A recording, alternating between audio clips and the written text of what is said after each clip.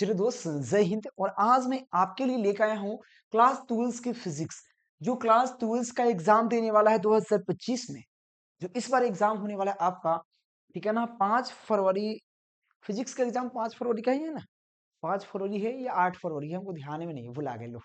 ठीक है, ठीक है, मतलब 5 या 8 फरवरी के एग्जाम है फिजिक्स का, ठीक है ना मेरे प्यारे बच्चों। तो इसके लिए हम क्या लेके आए हैं, फिजिक्स का टॉप 10 लॉन्ग क्वेश्चन। यानी कि मात्र 10 गो दीर्घोत्तरीय प्रश्न अगर फिजिक्स में याद कर लेते हो तो 3 में 3 की मैं गारंटी दे सकता हूँ। कितने? 3 में 3 आराम से आप इजी से कर सकते हो। अगर 70 में 70 लाना है तो आराम से या 10 लॉन्ग क्वेश्चन पढ़िए, बिल्कुल आपकी काम हो जाएगा। ठीक है, चलो लेक्चर को शुरू करते हैं, बिना देरी किए हुए मेरे प्यारे बच्चों शुरू करते हैं। ठीक है, चलिए। तो सबसे पहला क्वेश्चन आपके सामने जो दिख रहा है, क्वेश्चन जो ऑलरेडी यहाँ, जो क्वेश्चन आपको क्वेश्चन नंबर 1 जो है, ऐसे मैं थोड़ा देख लेता हूँ।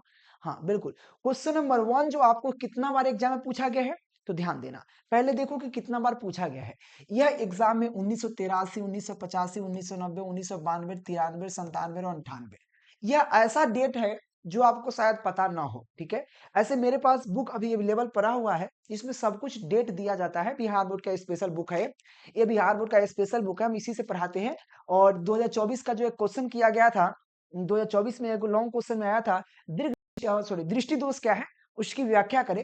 वो अब इसके लिए इससे पहले 1996 में पूछा गया था, डायरेक्ट उसका 2024 में पूछ दिया, इसीलिए हम सब क्वेश्चन को इन्वॉल्व करते हैं।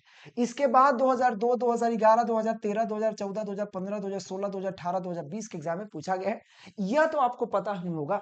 2011 के बाद जितना पूछा गया शायद आपको पता होगा, शायद नहीं पता ही होगा। यह क्वेश्चन क्या है, तो क्वेश्चन समझिए।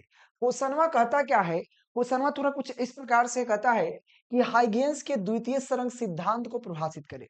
यानी कि हाइगेन्स के द्वितीय तरंग सिद्धांत है, उसको परिभाषित कीजिए। और हाइगेन्स के द्वितीय तरंग सिद्धांत के आधार पर प्रावर्तन या अपवर्तन के नियम को लिखे। देखो इसमें दो नियम है, प्रावर्तन या अपवर्तन, इसमें से किसी एक नियम को एग्जाम में पूछता है। ठीक है ना, अब दोनों में से कोई भी पूछ सकता है। हाई हाइगेन्स के द्वितीय तरंग सिद्धांत हिट चेक, दो लाइन का डिफिनीशन से मतलब नहीं है, ये सिर्फ पूछता है उसके साथ में, क्योंकि इसी के आधार पर कहता है प्रावर्तन या अपवर्तन का नियम। अब प्रावर्तन का कहे चाहे अपवर्तन का कहे, उससे कोई दिक्कत नहीं मेरे प्यारे बच्चों। ठीक है ना, परावर्तन कहे या अपवर्तन कहे, थोड़ा नंबर भी शो हो रहा होगा। जो मात्र 99 में ऑल सब्जेक्ट का आप इंपॉर्टेंट क्वेश्चन ले सकते हैं, जिसमें यह लॉन्ग क्वेश्चन भी आपको मिलेगा। 10 long question, 60 short question answer और 400 ऑब्जेक्टिव क्वेश्चन आंसर मिलेगा, मात्र 99 में ऑल सब्जेक्ट का प्रैक्टिस करने के लिए, अच्छा नंबर लाने के लिए। तो चलो देखते हैं, प्रयास करते हैं। पहले हाइगेन्स के द्वितीय तरंग सिद्धांत देखते हैं, फिर प्रावर्तन के नियम देखते हैं, फिर अपवर्तन का नियम। याद रखना इस बार 100% प्रावर्तन या अपवर्तन के नियम के पूछबे करेगा, कोई 2020 के बाद अभी तक नहीं पूछा। 4 साल से गैप कैले है, जो हर साल पूछने वाला, देखो ना, 11, 13, 14, 15, 16, 18, मतलब हर साल पूछने वाला क्वेश्चन 4 साल से रुका हुआ है, मतलब समझ रहे हो है। 4 साल से रुका हुआ है, इस बार कंफर्म है आएगा। तो इसमें से प्रावर्तन या अपवर्तन का नियम पूछेगा, कंफर्म है। तो पहले हाइगेन्स के द्वितीय तरंग सिद्धांत थोड़ा सा देख लेते हैं, उसके बाद मेन इस पर चलेंगे। देखिए, तरंगार के प्रत्येक बिंदु द्वितीय स्रोत के जैसा कार्य करता है। जो तरंगार के प्रत्येक बिंदु जो होता है, द्वितीय स्रोत के जैसा कार्य करता है। ठीक है ना, तथा सभी दिशाओं में क्या करता है, तरंगों को उत्सर्जित करता है, तथा आप सभी दिशाओं में द्वितीय तरंगों इकाइयों को उत्सर्जित करता है। और यह तरंग इकाई गोलीय होता है तथा प्रकाश के वेग से, प्रकाश के चाल से गमन करता है। डिफिनीशन अगर द्वितीय तरंग सिद्धांत का लिखना पड़े, बहुत इजी है। ऐसे इसके लिए 1 नंबर ही मिलता है आपके लिए। इसका जो मेन थ्योरी है, प्रावर्तन या अपवर्तन, दोनों में से कोई एक लिखने के लिए बोलेगा, उसके लिए आपको नंबर दिए जाते हैं, 4 नंबर।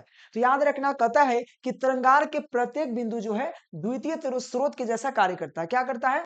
द्वितीय स्रोत के जैसा कार्य करता है, तथा सभी दिशा में क्या करता है, द्वितीय तरंग इकाइयों को उत्सर्जित करता है, फैलाता है। तथा तरंगार जो होता है गोलीय होता है। कैसा होता है? गोलीय होता है, तथा प्रकाश के चाल के साथ गमन करता है। ऐसे द्वितीय तरंग सिद्धांत का अगर फिगर बनाना हो, तो बगल में आपको फिगर दिख रहा है, आराम से आप फिगर बना सकते हैं, ये द्वितीय तरंग सिद्धांत का है। और द्वितीय तरंग सिद्धांत के आधार पर अब मेन क्वेश्चन को चलिए, यही क्वेश्चन आपसे पूछेगा। हो सकता है जो अभी क्वेश्चन का है उस तरह से ना पूछ के डायरेक्ट पूछ दे कि आपको कहेगा हाइगेन्स के द्वितीय तरंग सिद्धांत के आधार पर प्रावर्तन के नियम लिखे, इस इतना ही क्वेश्चन हो सकता है, 5 नंबर में पूछ दे। ऐसा ही पूछता है, कोई एक ही पूछेगा।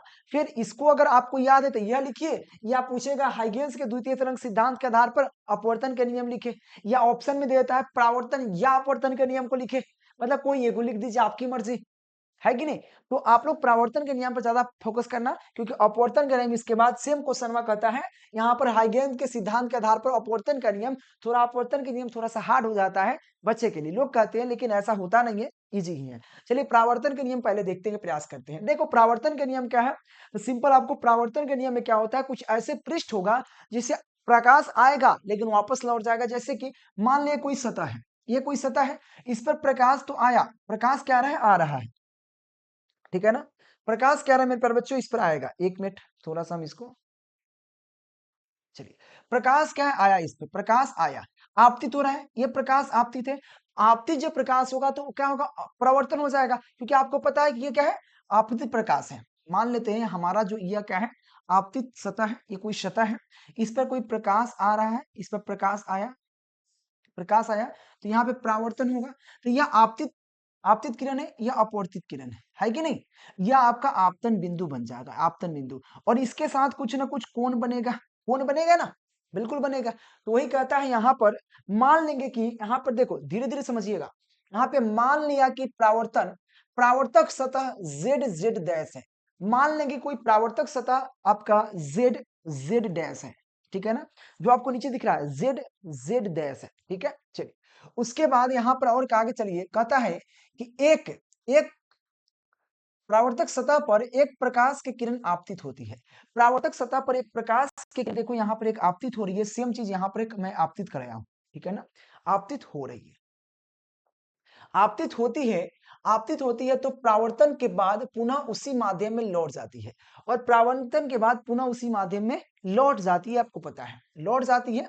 और आपतित किरण पर ए बी एक लंब डाला गया है, और आपतित किरण पर ए एन क्या है, यहाँ पे ए बी सॉरी बी ए या ए बी एक लंब डाला गया है आपतित किरण पर। तो आपतित किरण पर क्या करेंगे, हम ए पर एक लंब डाल देंगे, इस पर आप एक लंब डाल देंगे, जो आपका बी ए होगा, ये ए हो गया, ये आपका बी हो गया, ठीक है, जो आपके लंब के रूप में कार्य करता है, ये लंब है, ठीक है ना।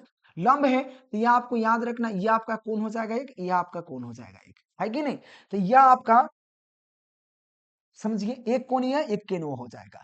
अब कहता है सिंपल है, और तथा कोण आई जो आपतित समतल तरंगार्ग है, कोण जो आई होता है, यह कोण आई जो होता है वह आपतित समतल तरंगार्ग है, ठीक है। फिर से समझने का प्रयास करना मेरे प्यारे बच्चों।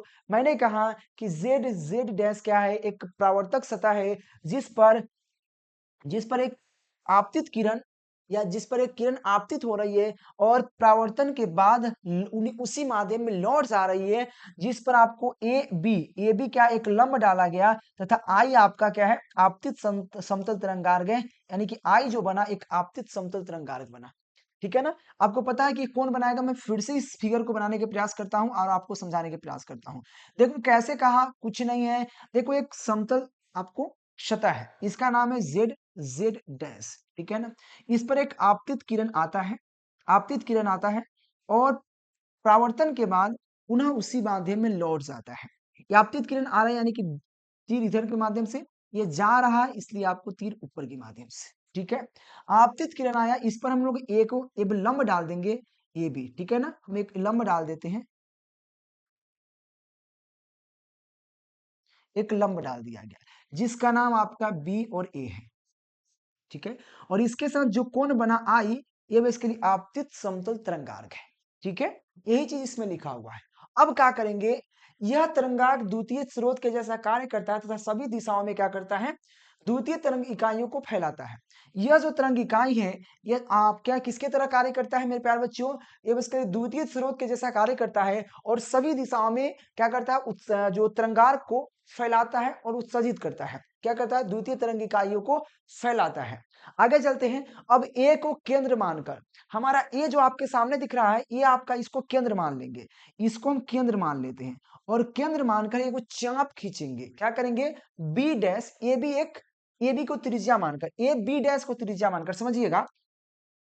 अब जो यहां पर कहा गया कि अब ए को केंद्र मानकर तथा ए बी डैश को त्रिज्या मानकर, यानी कि यहां पर ए को केंद्र मानेंगे, तो यहां पर कोई हम बिंदु ले लेते हैं बी डैश, बी डैश, और इसको त्रिज्या मानकर एक चाप खींचा जाता है, इस पर एक चाप खींचा गया, चाप खींचा जाता है।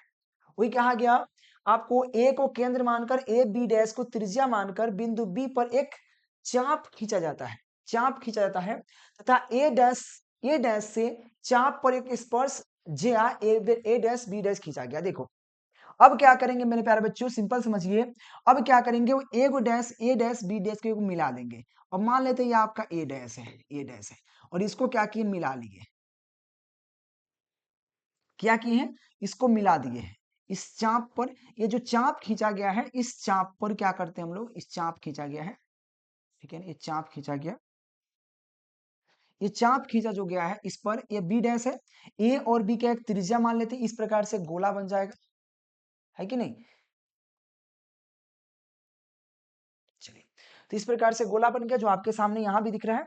क्या किए हैं, ए को यहाँ पे ए बी डैश को देखो, यहाँ पर ए है, ए डैश है, ए है और बी डैश है, इस पर एक चाप खींचा गया है, चाप खींचा गया तथा बी डैश ए डैश को इस पर मिला दिया गया है, ठीक है, मिला दिया गया। आगे चलिए, तो ये कहता है यहाँ पे अब ए को केंद्र मानकर, तथा देखो हम वहां पर फोकस नहीं कर रहे हैं, यहाँ पर फोकस करना बोर्ड पे, तथा ए बी डैश को त्रिज्या मानकर बिंदु बी पर, देखो बिंदु बी पर एक चाप खींचा गया है, और चाप खींचने के बाद क्या करते हैं, बी डैश को ए डैश से मिला लेते हैं। मान ली यहाँ पे एक बिंदु ए डैश है, इसको मिला दिया जाता है, ठीक है ना, चाप खींचा जाता है, तथा बिंदु ए से चाप पर एक स्पर्श ज्या यानी कि स्पर्श रेखा ए डैश बी डैश खींचा जाता है, अर्थात कोण आर आपतित समतल तरंगार्घ है, और तथा इसके साथ एक कोण आर बनेगा, ये कोण आर बन रहा है, और ये बेसिकली आपतित समतल तरंगार्घ है, ठीक है। मान लेते हैं आपतित समतल तरंगार्घ है, अगर इधर से प्रकाश आता है तो यह प्रकाश यहाँ से वापस भाग जाता है, यह प्रकाश वापस इधर भाग जाता है, जो आपतित समतल तरंगार्घ के जैसा कार्य करता है, जो आपके सामने है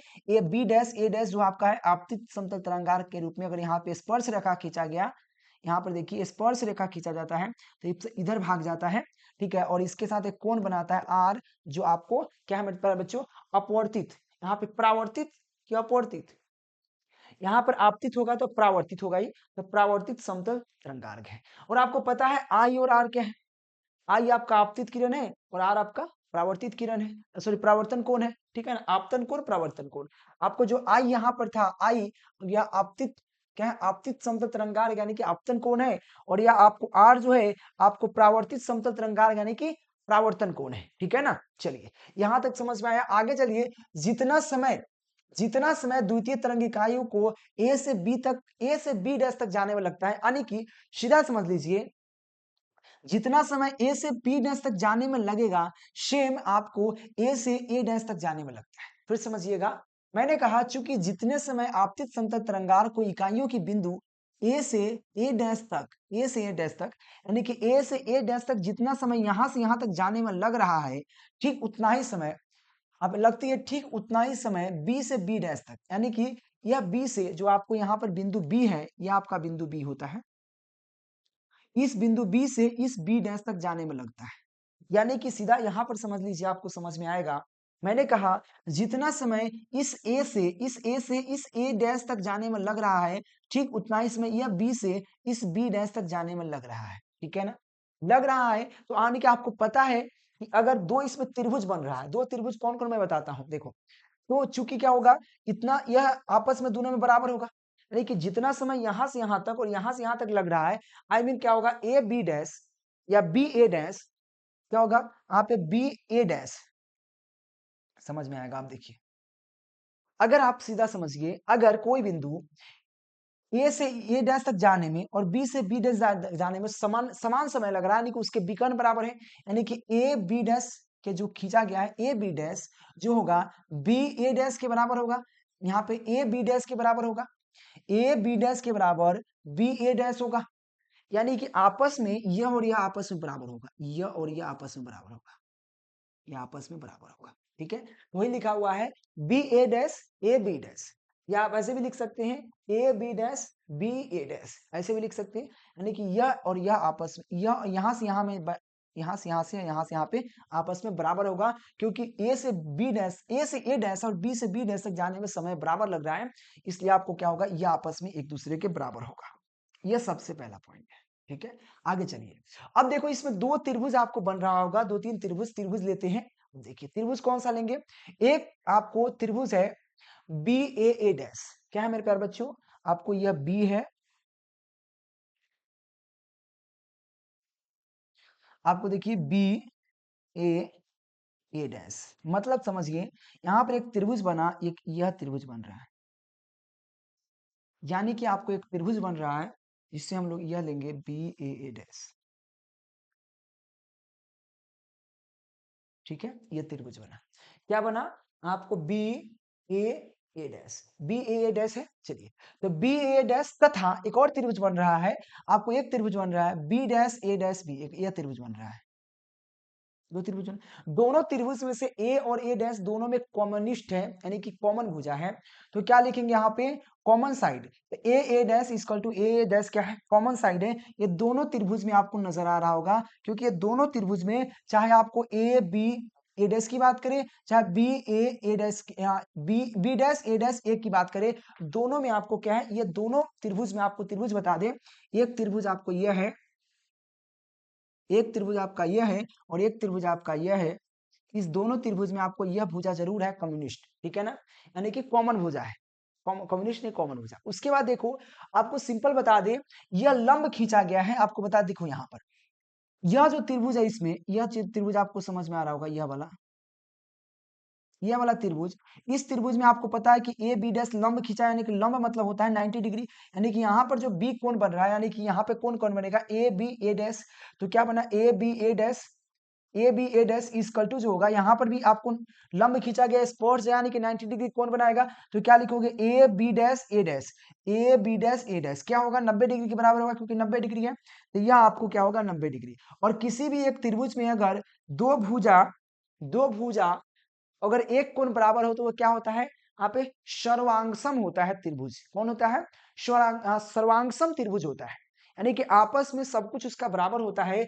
अगर दो भुजा, देखो दो भुजा बराबर है, एक भुजा ये बराबर, एक भुजा ये बराबर, एक कोण, यानी कि दो भुजा अगर एक कोण बराबर हो कोई दो त्रिभुज का, तो वह त्रिभुज सर्वांगसम होता है, क्या होता है, सर्वांगसम, सर्वांगसम, ठीक है ना, बोलने में लटपटाइए मैं, सर्वांगसम, ठीक है ना, सर्वांगसम होता है मतलब आपस में सब चीज बराबर होता है, I mean A A B dash, यानी कि त्रिभुज जो बना दो, इसमें दो त्रिभुज बना, एक ए बी ए डैश, उसका बी डैश ए, तो A B B dash A dash, दो त्रिभुज है, दोनों त्रिभुज क्या होगा, आपस में सर्वांगसम होंगे, और सर्वांगसम होंगे यानी कि उसके सब कोण बराबर होगा, आई मीन यह भी कोण, यह कोण जो है आपका, यह कोण के बराबर होगा, है कि नहीं, यानी कि इस वाले त्रिभुज में जो आपका यह कोण बन रहा है, जिसको हम बी ए डैश कहेंगे, बी ए डैश कोण जो है वो किसने किसके कोण, बी डैश ए के बराबर होगा, या ए डैश बी डैश के बराबर होगा, ए बी डैश ए के बराबर होगा, या कह सकते हैं बी ए डैश ए के बराबर, यानी कि जब आपस में कोण बराबर है और ए बी ए डैश, यानी कि देखिए यहाँ पे ये समझिए बी ए डैश बी, हो सकता है कि आपको दिक्कत हो, कठिनाई हो समझने में, तो इसको एक बार जब अपने से पढ़िएगा समझ में आएगा, ठीक है ना। यहाँ पर देखो थोड़ा हड़बड़ में हम पढ़ा रहे हैं, हड़बड़ में पढ़ाने का रीजन क्या है कि बहुत क्वेश्चन है, 10 क्वेश्चन है, एक क्वेश्चन पे 1 घंटा लगता है, एक वो क्वेश्चन समझाने में 1 घंटे का समय लगता है, जो हम अभी प्रयास करेंगे कि 1.5 घंटा में 10 क्वेश्चन क्लियर हो, समझ रहे हो ना, समय के अभाव के कारण। तो क्या होगा मेरे प्यारे बच्चों, बी ए डैश, यानी कि जो यह कोण होगा, आप यह कोण आई है, उसका बी डैश ए की बात करें, यह कोण आपस में क्या होगा, बराबर होगा, यानी कि यह कोण आई के बराबर, यानी कि आई इक्वल टू यह कोण आर के बराबर, आर जब आई इक्वल टू आर हो गया, यानी कि आपतन कोण परावर्तन कोण के बराबर हो गया, तो आपको परावर्तन, यहाँ पे 10th में पढ़े होंगे परावर्तन के नियम, परावर्तन के क्या नियम है, आपतन कोण परावर्तन कोण के बराबर होगा, वही ना परावर्तन का नियम कहलाता है, तो बताइए आपतन कोण परावर्तन कोण के बराबर, यहाँ पे आपतन कोण है प्रवर्तन कोण के बराबर हो गया, यानी कि परावर्तन के नियम साबित हो गया, तो ये कहता है कि परावर्तन के नियम को लिखे, तो नियम को तो लिख दिया हमने, इसी के लिए आपको 5 नंबर मिलता है। थोड़ा सा प्यारे बच्चों प्लीज थोड़ा सा इसको और धीमा करके आराम से समझोगे तो समझ में आ जाएगा, नहीं समझोगे दिक्कत हो सकता है।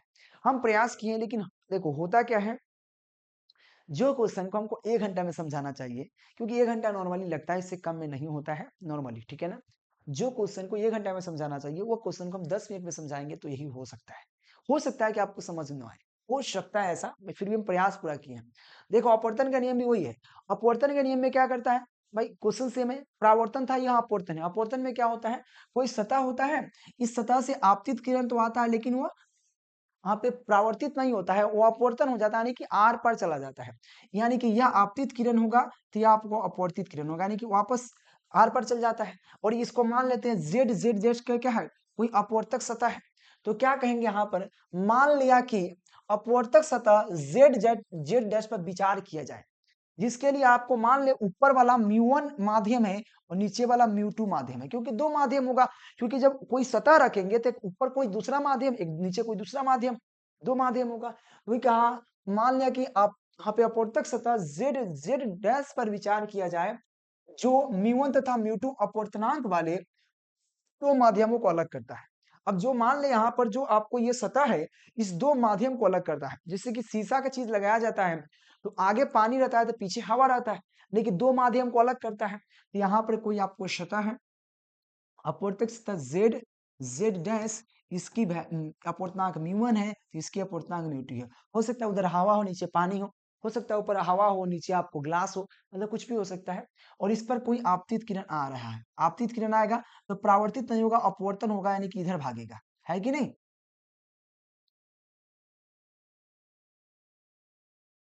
ठीक है, तो क्या होता है, माध्यम 1 में प्रकाश की चाल v1 तथा माध्यम 2 में प्रकाश की चाल, यानी कि इसमें माध्यम 1 में प्रकाश की चाल v1 है, इसमें v1 है तो इसमें आपका v2 है। माध्यम प्रकाश का चाल अलग अलग होगा, हर माध्यम में प्रकाश का चाल अलग अलग होता है, v2 है। मान लिया कि AB आई, यानी कि AB जो है, AB कोण I पर आपतित समतल तरंगार्घ है। थोड़ा सा यहाँ पे आगे लेके गया है, मान लिया जाए, यहाँ पे हम थोड़ा सा एक क्या करते हैं, सतह खींचते हैं फिर आपको बताते हैं। ठीक है, यहाँ पर क्या होगा, कोई आपतित किरण आया है, आपतित किरण आएगा तो अपवर्तन होगा, इस तरह से अपवर्तन होगा, यानी कि यह आपका आपतित किरण है, यह आपका अपवर्तित किरण है। ठीक है, और आप यह आपतन बिंदु है। ठीक है, इस पर एक कोई ना कोई लंब डाला जाएगा, इस पर आपको कोई ना कोई एक लंब डाला जाएगा। ठीक है ना, कोई लंब डाला गया, लंब डाला गया तो यहाँ पर कौन बनेगा, यहाँ पर कौन बनेगा, ऐसे नॉर्मली जो होना चाहिए, यह बेसिकली कौन बना गया, मान लेते हैं आपका यह ए है, यह ए बिंदु है। ठीक है ना, ये ए बिंदु है और इस पर ए और एक बी डैश क्या किए, यहाँ पर ए और बी डैश, बी डैश एक क्या किए, लंब खींच दिए, लंब है। ठीक है ना, लंब खींच दिए तो यहाँ पर एक कोण बनेगा जिसको आई कहेंगे, यहाँ पर एक कोण बनेगा, कोण आई, ये बेसिकली क्या होगा, यहाँ पे आपतित समतल तरंगार्घ होगा। वही कहा गया यहाँ पे, माध्यम 1 में प्रकाश की चाल v1 और माध्यम 2 में प्रकाश की चाल v2 है, तथा यहाँ पे मान लिया कि AB क्या है, AB आपका जो है, AB कोण I पर, AB कोण I पर क्या है, आपतित समतल तरंगार्घ है, और AB कोण I पर समतल तरंगार्घ है। अब देखो थोड़ा सा और फिगर बनाते हैं आगे, आगे पहले फिगर बना लेते हैं क्योंकि थोड़ा सा एडवांस लेवल कर दिया यहाँ पे। आगे क्या करेंगे, फिर इस पर एक कोई आपतित यहाँ पर समतल, कोई प्रकाश आया, ठीक है, प्रकाश आता है, ये फिर इधर भागेगा। ठीक है, पहले इसको हटा लेते हैं, ऐसे यहाँ पे फिगर दिया गया है, टेंशन मत लीजिए। ठीक है ना, तो यहाँ पर एक और आपतित किरण आता है, मतलब दो तीन गो आपतित किरण आया, प्रकाश जा रहा है तो अपवर्तन के बाद इधर घूम जाएगा, फिर इस पर एक लंब खींचेंगे, लेकिन आगे बताते हैं आपको, पहले यहाँ पर छोड़िए। मान लिया कि जो यहाँ पर जो लिखा है इस पर हम आगे बात करेंगे, पहले थोड़ा मान लिया कि ए बी क्या है, आई का आपतित समतल तरंगार्घ है तथा ए को केंद्र मानकर, ए और बी डैश के त्रिज्या मानकर। ठीक है ना, पहले इसको देख लेते हैं, आई आपका है, आगे देखिए, पहले इसको हम बाद में देखेंगे। ठीक है ना, इस पर हम बाद में देखेंगे। अब देखिए क्या किया है कि पहले इस पे फिगर की बात नहीं कर रहे हैं, इस फिगर की बात नहीं कर रहे हैं, पहले हम इसको देखेंगे। अब क्या किया है भाई कि यह आपको पता है, इतना किए कि आपको z z डैश कोई अपवर्तक सतह पर विचार कर रहे हैं, जिसका आप एक माध्यम या म्यू1 है और इसका माध्यम म्यू2 है, इसमें चाल v1 है, इसमें चाल v2 है। ठीक है, इतना है। और आपको ए पर एक लंब खींचा गया, मतलब एक लंब डाला गया, क्योंकि आपको पता है लंब डाला जाता है, लंब डालेंगे तो यहाँ पे एक कोण आई बन रहा है, उस पर बाद में विचार करेंगे, ये बाद में विचार करेंगे। लेकिन अब देखो, अब ए को केंद्र मानकर, ए को केंद्र मानकर और ए बी डैश को त्रिज्या मानकर एक चाप खींचा जाता है, इस पर एक चाप खींचा जाता है, और एक चाप खींचा जाता है तथा यह बी डैश को इस ए डैश से मिला दिया जाता है। क्या करते हैं मेरे प्यारे बच्चों, यहाँ पर जो बी डैश से ए डैश पर एक चाप जो खींचा गया, एक मिनट पे बच्चों, यहाँ पर बी डैश और ए डैश को मिला दिया जाता है। ठीक है ना, और यहाँ पर एक मिला दिया जाता है इसको, तो यहाँ पर एक 90 डिग्री का कोण बन जाता है। जो इसके लिए क्या होगा, एक लंब के रूप में कार्य करता है। तो ये कहा गया यहाँ पर, देखिए ए को केंद्र मानकर तथा ए बी डैश को त्रिज्या मान करके एक चाप खींच दिया जाता है, ठीक है ना। त्रिज्या यहाँ पे ए बी डैश को त्रिज्या मानकर क्या करते हैं हम लोग, एक चाप खींच देते हैं, ठीक है ना। मानकर बिंदु बी डैश पर एक चाप खींचा जाता है तथा बिंदु ए पर चाप पर एक स्पर्श ज्या ए डैश बी डैश खींचा जाता है। देखो अब क्या करेंगे, यहाँ पर चाप खींचने के बाद एक चाप खींच ली और क्या करते हैं, और ए डैश बी डैश इस चाप पर एक सॉरी इस पर चाप खींचा जाता है। चाप खींचने के बाद उस चाप को क्या किया गया है, एक चाप खींचा था तथा ए डैश से चाप ए पर या एक चाप पर स्पर्श रेखा स्पर्श या खींच दिया जाता है, जो ये स्पर्श आपको खींचा गया है। क्योंकि यहां पर देखिए, देखो मेरे प्यारे तो हर बारी में पढ़ा रहे हैं ना यार, तो हम भी अपने आप को असंतुष्ट महसूस कर रहे हैं। असंतुष्ट इसलिए महसूस कर रहे हैं ना, क्योंकि 10 क्वेश्चन है और 10 क्वेश्चन को हम सोच रहे हैं 1-1 घंटा देंगे, यानी कि 8 घंटा, कम से कम 8 घंटा लगेगा पढ़ाने में, और तब हम अपने आप को संतुष्ट महसूस करेंगे। शायद आप उतना देर पढ़ ना पाओ, और सच बता रहे हैं ना, हम अपने आप को असंतुष्ट महसूस कर रहे हैं। इसको इतना प्यार से पढ़ाने योग्य है ना भाई, इस फिगर बनिए रहे यार। पहले हम इसको क्या करेंगे, इस फिगर को ऐसे लाते हैं यहाँ पर, देखो कितना प्यार से पढ़ाया जाता है इसको, इतना आसान नहीं है भाई। देखो आपको हम क्या करते हैं, ऐसे पढ़ाते एकदम बहुत प्यार से, एक लाइन खींचते, ठीक है। इस लाइन को खींच लिए, मान लेते हैं कोई अपवर्तक सतह आपको जेड, ये जेड डैश है अपवर्तक सतह, इस पर आराम से पढ़ा पाते, ठीक है। मान ले कोई आपतित किरण यहाँ पे आ रहा है, ठीक है ना। आपतित किरण, या आपतित किरण है मान लेते हैं मेरे प्यारे बच्चों, और उसके बाद क्या करते हैं, यहाँ पे कोई क्या है कि परावर्तन के बाद भाग जाएगा, अपवर्तन है, अपवर्तन के बाद थोड़ा सा टेढ़ हो जाएगा।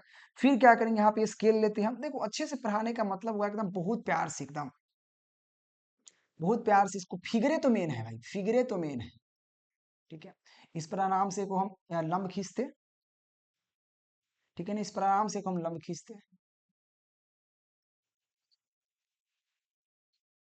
लंब खींच लेते, ठीक है ना। लंब खींचते, और जिसका नाम हम यहाँ पर, यह आपका नाम हो जाता ए, चाहे हम इधर नाम देते, ठीक है। और इसको आप मान लेते हैं हम बी डैश, ठीक है।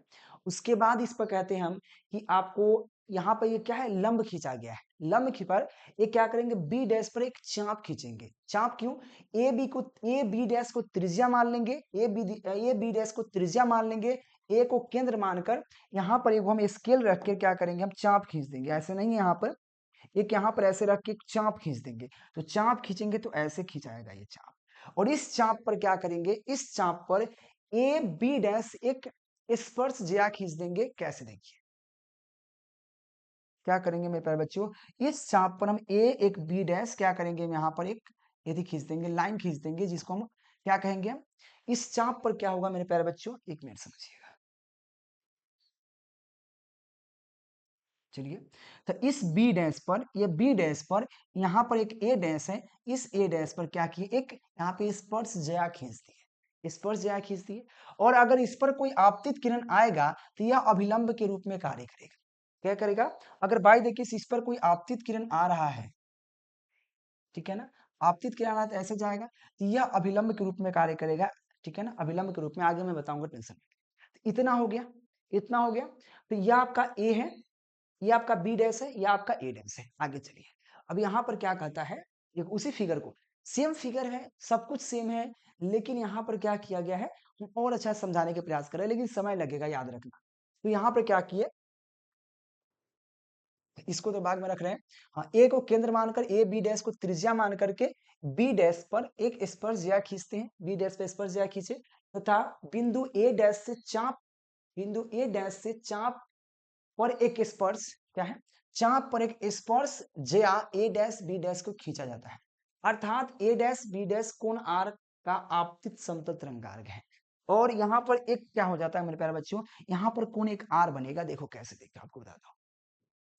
अब देखो सिंपल बात है, यहाँ पर कहा गया ए बी डैश है, ई बी डैश है, ठीक है ना, यह ए डैश है, यह इसके साथ एक कोण बना, यहाँ पर एक कोण बना हुआ है ऑलरेडी। अगर इस पर हम एक स्पर्श रेखा खींच दे, ठीक है, तो यहाँ पर कोई कोण आई जो है समतल तरंगार के रूप में करता है, तो यहाँ पे कोण आर बना, जो आपको अपवर्तित समतल तरंगार के रूप में कार्य करता है। क्या करता है, इस पर जब स्पर्श ज्या खींचा जाता है, कौन स्पर्श ज्या, यहाँ पे ए डैश बी डैश खींचा गया, देख लो, ये ए डैश है, ये बी डैश है, इस ए डैश बी डैश पर तो यहाँ पे कोण आर बना, और कोण आर जो होता है बेसिकली क्या करता है, यह अपवर्तित समतल तरंगार्घ है।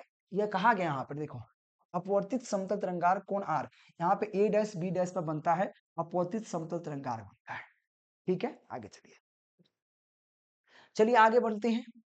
और आगे बढ़ते हुए कहता है कि चूंकि जितने समय में, अब यहाँ पर फिगर में जो कहा गया है कि जितने समय में द्वितीय तरंग इकाई ए से बी डैश तक पहुंचती है, यानी कि ए से जो आपका यह ए है और यह बी डैश तक पहुंचती है, ए से बी डैश तक पहुंचती है, यहाँ पे तक जाती है, ठीक उतना ही समय में ए बी तक पहुंचती है। यहाँ पर देखो ए जो है आपका बी तक पहुंचती है।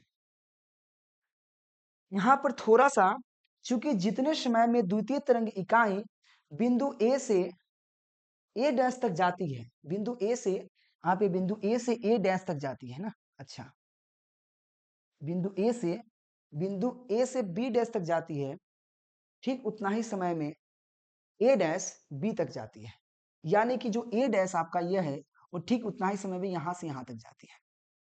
यहां पर समझिए, देखो जितने समय में यह आपका बिंदु बी है, ठीक है ना, बिंदु बी है, ठीक है, तो जितने समय में ए से यह बी तक पहुंचती है, यानी कि ए से बी डैश तक पहुंचती है, ठीक उतना ही समय में ए डैश जो होता है बी तक पहुंचती है, यानी कि ए बी डैश तक पहुंचने में जितना समय लगाता है, ठीक उतना ही समय ए डैश बी डैश तक जाने में समय लगता है, यानी कि यह आपस में क्या होगा, क्या आपस में बराबर होगा, ठीक है ना, जब समय बराबर लग रहा है, यानी कि वही कहा गया, जितने समय 20 ए से बी डैश तक, यानी कि यहाँ पर देखिए, ठीक है, आपको जो ए है, इस ए से ए डैश तक जाने में जितना समय लग रहा है उतना ही ए डैश से बी डैश तक जाने में समय लग रहा है, यानी कि ए से बी तक जाने में समय लग रहा है, यानी कि आपका जो होगा ए बी डैश होगा, ए डैश बी बराबर, आप ए डैश बी बराबर क्या होगा, माध्यम 1 की ऊपर की बात कर रहे हैं, ऊपर में क्या है आपका, ऊपर में आपका क्या है, ऊपर में माध्यम जो है म्यू1 है और प्रकाश के चाल v1 है, नीचे में क्या है,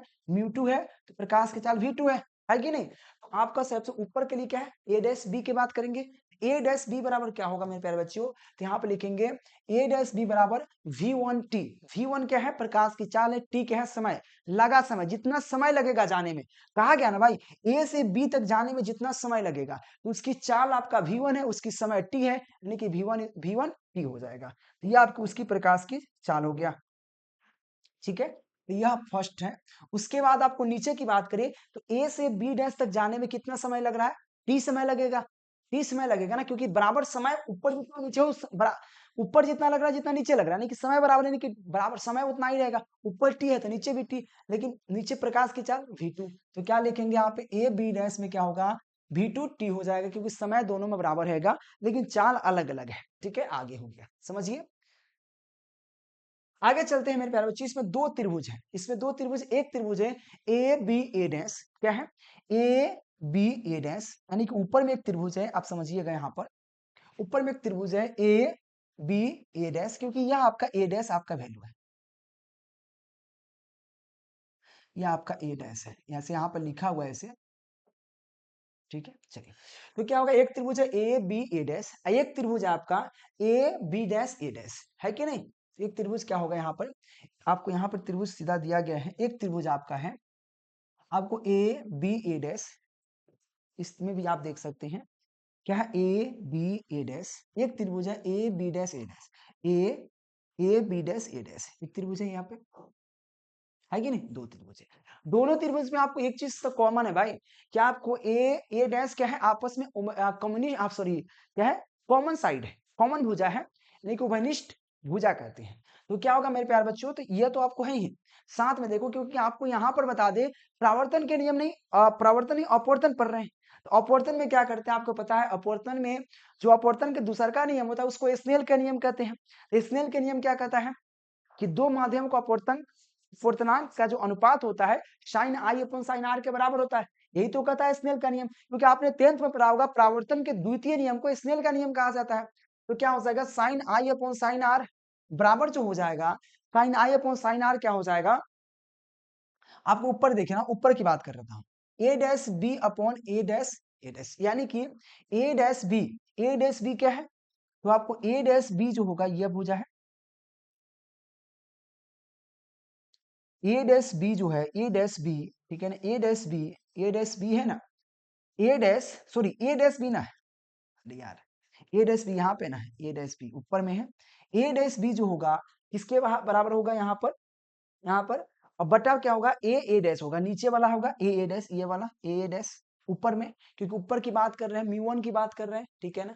बटा में क्या हो जाएगा ए बी डैश बटा ए डैश, क्योंकि आपको नीचे के लिए क्या है ए डैश है, ए बी डैश है, ए बी डैश है ना, नीचे ए बी डैश है, ए बी डैश बटा आपका यह तो उभयनिष्ठ भुजा है, ए डैश तो आपको दोनों में उभयनिष्ठ है। फिर से समझिएगा, यहाँ पर मैं आपको समझाता हूँ, देखिए स्नेल का नियम कहता है साइन आई बटे साइन आर, साइन आई बटे sine r, sine r, sine i की बात करें तो साइन आई बराबर क्या होता है, नहीं समझ में आ रहा था ना, आप समझिए। अगर मान ले आपको यह त्रिभुज है, इस त्रिभुज में से हम थोड़ा सा हम इसको कट करते हैं, आपको समझ में अब आएगा पूरी तरह से, पहले समझ में नहीं आ रहा था, अब देखिए कैसे आएगा। उसमें एक त्रिभुज है, यहाँ पर एक लंब बन रहा है, यहाँ पर एक लंब हो रहा है, ठीक है ना। तो ऊपर एक त्रिभुज है जिसके लिए त्रिभुज आपको लंब है ये, ठीक है ना, ऐसे त्रिभुज बनाया गया है ऐसे, यह आपको लंब है, यह आपका बी है, यह आपका ए डैश है, यह आपका ए है, यह आपका ए डैश है। इस त्रिभुजवा को थोड़ा सा हम ऐसे करके उलीट दे तो त्रिभुजवा ऐसे बन जाएगा, देखिए यह है, ठीक है ना। तो इस तरह से बन जाएगा, ये पेनवा नीचे आ जाएगा, यानी कि आपका जो हो जाएगा, अगर पेनवा को इसको हम बी कर दे, इसको बी कर दे, ठीक है ना। एक मिनट में प्यारे बच्चों, इसको अगर उलट रहे हैं तो हमको ऐसे बन जाएगा, ठीक है ऐसे, ये आपका बी हो जाएगा, ये आपका ए हो जाएगा, और ये आपका, एक मिनट में प्यारे बच्चों फिर से देख लेता हूँ, बी के बगल में ए डैश, ऊपर में ए हो जाएगा, देखो इसको हम अगर ऐसे कर देते हैं, ऐसे ये यहाँ पर ई आ जाएगा, ये बी वाई यहाँ पर आ जाएगा, और ए आपको उधर भाग जाएगा, ठीक है ना। इसी त्रिभुजवा का हम उलट दी है तो ऐसा बन गया। अब बताओ इसमें आपको आई कौन है, तो आपको आई पता होगा, तो आई आपका ए के सामने वाला है, ये आपका आई है, ये आपका आई है, ये आई है। तो साइन आपने पढ़ा होगा 10th में, त्रिकोणमिति पढ़े है कि नहीं। अगर थीटा के सामने, थीटा के सामने आपको ए पी होता है, थीटा के सामने आपका पी है, और थीटा के साथ जो होता है बी होता है कि नहीं, और ये एच होता है। तो साइन थीटा बराबर क्या होता है पी बटे एच होता है, क्या होता है पी बटे एच, आपने पढ़ा तो ये होगा। और पी का वैल्यू क्या है ए बी डैश है, सॉरी ए डैश बी है, ए डैश बी, और एच का वैल्यू क्या है ए डैश है, ए डैश है, बटा साइन आर, साइन आर अब नीचे का और त्रिभुज है, आपको समझ, देखो इसीलिए मैं बता रहा हूँ भाई, इसको समझाना थोड़ा सा कठिन है। अब देखो यह तो ऊपर वाला त्रिभुज हो गया, नीचे वाला त्रिभुज वैसे है, देखिए ऐसे है कि नहीं, ये आपका ए डैश है, ये आपका ए है, आपका बी डैश है कि नहीं। और यहाँ पर कोण आर बन रहा है, कोण आर, तो कोण आर के सामने वाला पी, कोण आर के साथ ही साथ में जो रहता है, कोण आर के साथ में रहता है वो बी होता है, और जो लंब सबसे बड़ा होता है, यानी कि 90 डिग्री के सामने, ये 90 डिग्री बना रहा है, 90 डिग्री के सामने एच होता है। तो बताओ साइन आर है, क्योंकि फॉर्मूला तो वही लगेगा पी बटे एच, पी बटे एच होता है।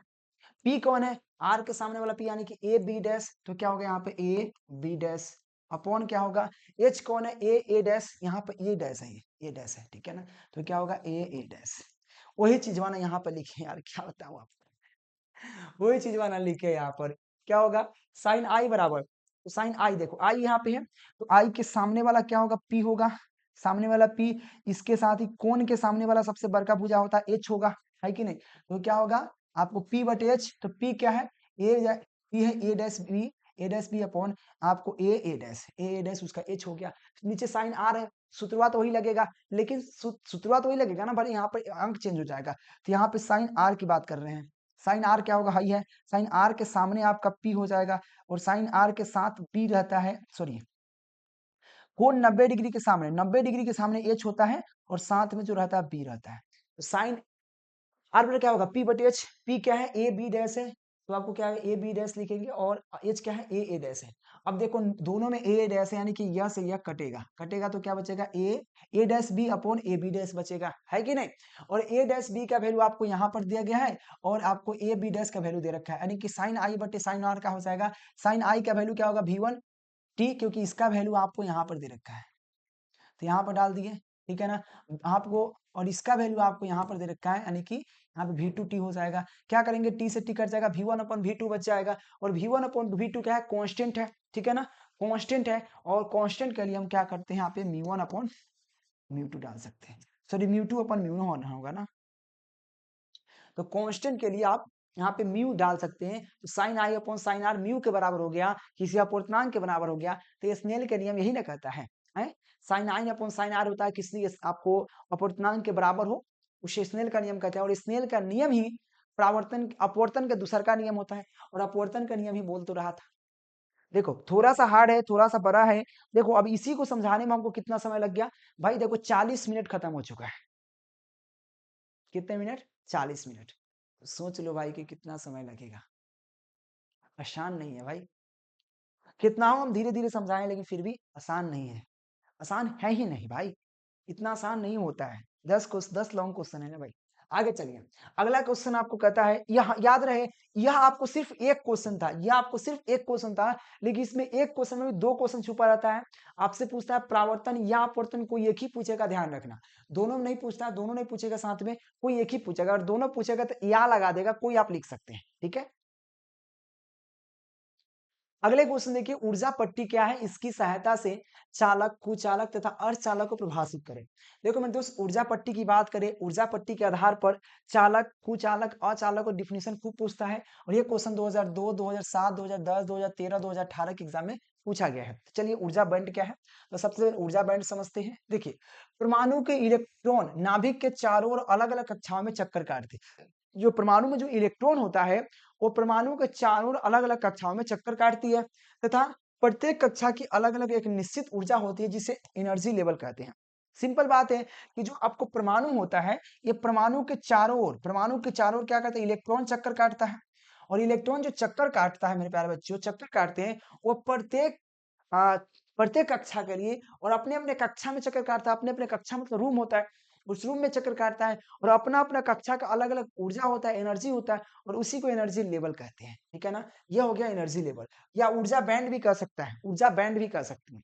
इसके आधार पर चालक की बात करें तो चालक क्या होता है, वैसे पदार्थ जिसका संयोजी बैंड चालन बैंड क्या हो, ओवरलैप हो, ठीक है ना, ऐसे कह सकते हैं।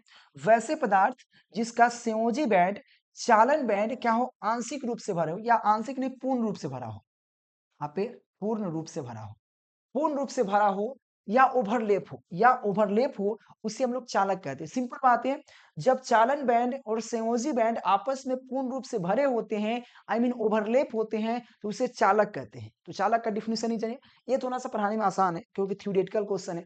अगले क्वेश्चन है, अचालक क्या है, कुचालक क्या है। तो अचालक में क्या होगा, यानी कि वैसे पदार्थ जिसमें संयोजी बैंड में इलेक्ट्रॉन भरा होता है, परंतु चालन बैंड पूर्णतः खाली होता है, उसे कुचालक कहते हैं।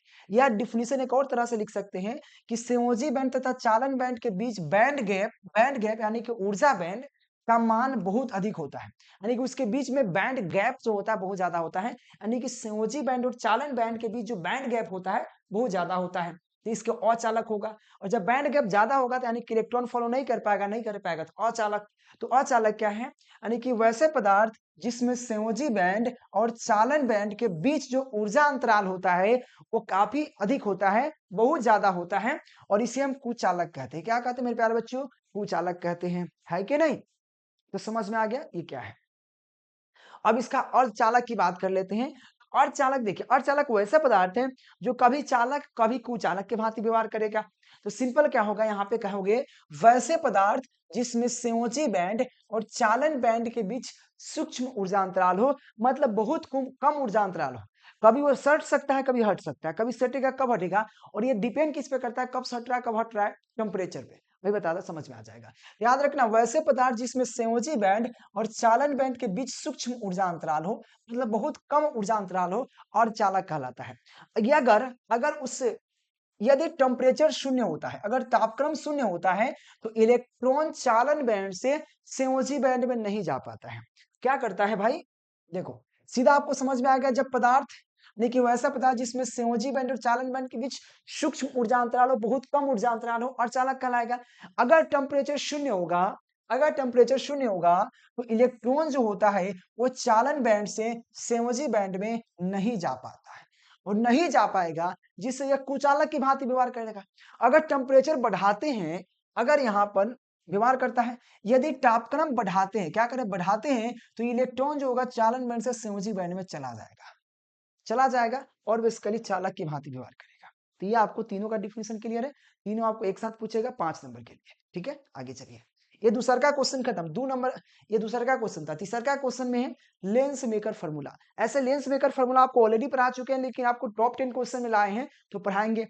तो लेंस मेकर फार्मूला क्या है, बात इतना ही है, इतना थ्योरी लिख दीजिए, 5 नंबर मिलेगा। तो लेंस मेकर फार्मूला समझाने के लिए भी आपको समय चाहिए, तो चलो लेते हैं, क्या दिक्कत है। चलिए, लेंस मेकर फॉर्मूला आपको नहीं कहेगा, सीधा कहेगा वहां पर कि 1/f बराबर mu minus 1 into 1/r1 minus 1/r2 को साबित कीजिए। ये सूत्र दे देगा आपको एग्जाम में, ये सूत्र आपको दे देगा और इस सूत्र को कहेगा आप सत्यापित करें, ये साबित करें कि कैसे यह सूत्र को प्राप्त कर सकते हैं। और इस सूत्र को हम लोग कहते हैं लेंस मेकर फॉर्मूला। क्या कहते हैं, लेंस मेकर फॉर्मूला। चलो मानते हैं। सबसे पहले माना कि म्यू2 अपवर्तनांक वाले पदार्थ से बना एक उत्तल लेंस को म्यू1 अपवर्तनांक वाले माध्यम में रखा गया है। यहां पर समझिए, एक म्यू2 अपवर्तनांक से बना कोई लेंस है, आपको समझ में आएगा। यहां पर